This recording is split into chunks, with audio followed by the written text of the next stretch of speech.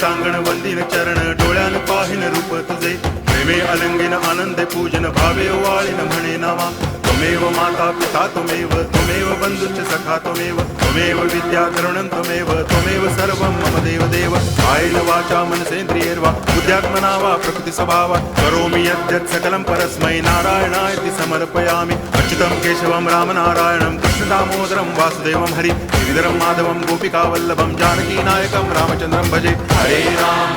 Ram